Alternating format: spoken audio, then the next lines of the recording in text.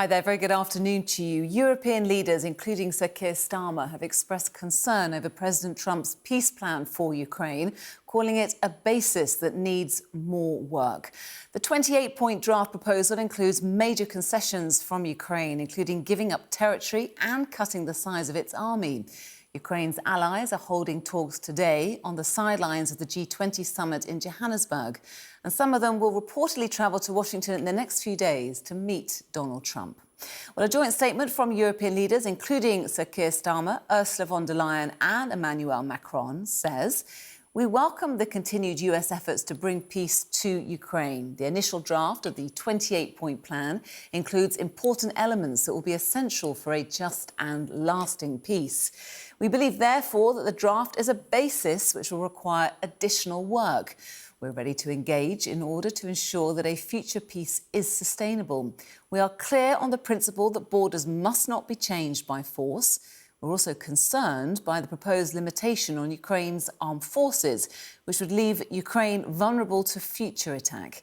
We reiterate the implementation of elements relating to the European Union and relating to NATO would need the consent of EU and NATO members, respectively. We take this opportunity to underline the strength of our continued support to Ukraine. We'll continue to coordinate closely with Ukraine and the United States over the coming days." Our political editor, Beth Rigby, is at the summit for us and explains more about the issues facing leaders.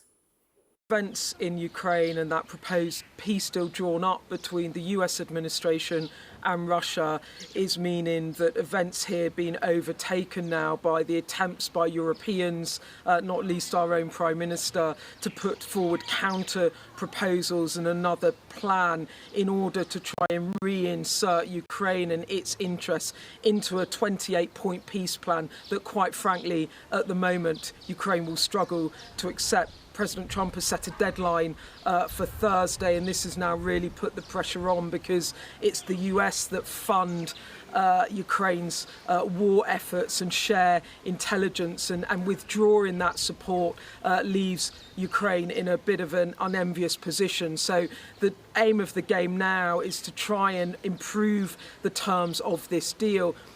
As we speak, the Prime Minister is meeting with G7 countries here at the G20 summit. He's also just had a meeting with the E3, that's Chancellor Merz of Germany and President Macron of France. We don't have a readout yet from those meetings, but it was pretty clear with the overnight briefings from the Prime Minister, where he sought to be highly critical of Russia while saying that all Europeans were supporting President Trump and his peace efforts, that they are trying to not aggressively brief against Donald Trump, but aggressively brief against Russia and try to reinsert Ukrainian interests into this peace deal and this peace plan. So those efforts are now underway.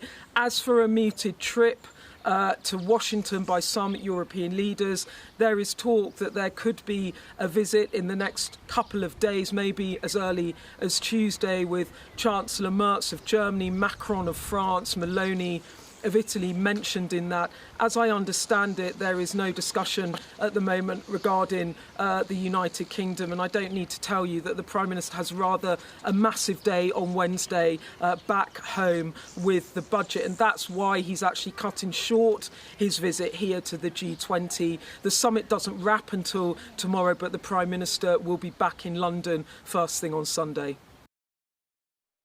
Well, Donald Trump says Ukraine's president was going to have to approve his controversial proposed peace plan, even if he doesn't like it.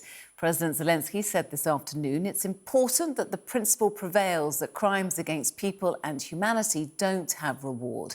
The US president says he wants a deal agreed by Thursday. Here's what he had to say in the Oval Office last night. President Zelensky said today that his country would risk either giving up a partner or giving up its dignity. There's been criticism that this deal... You mean he doesn't like it? It's unclear. He was sort of pretending... He'll have to like it, and if he doesn't like it, then, they should just keep fighting, I guess, The suggestion that he made, though, was that if he doesn't accept it, that the U.S. would pull back its support for Ukraine. Well, at some point he's going to have to accept something.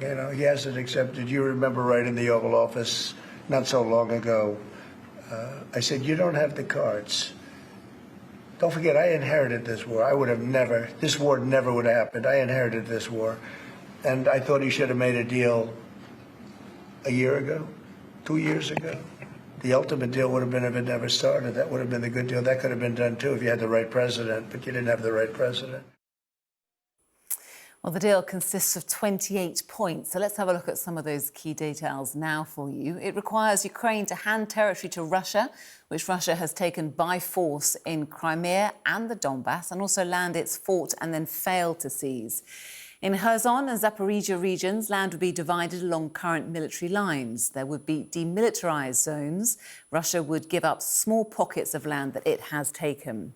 The Ukrainian military would be limited to 600,000 personnel, and Ukraine would be forever barred from joining NATO. And talks between Russia and NATO would be mediated by the United States.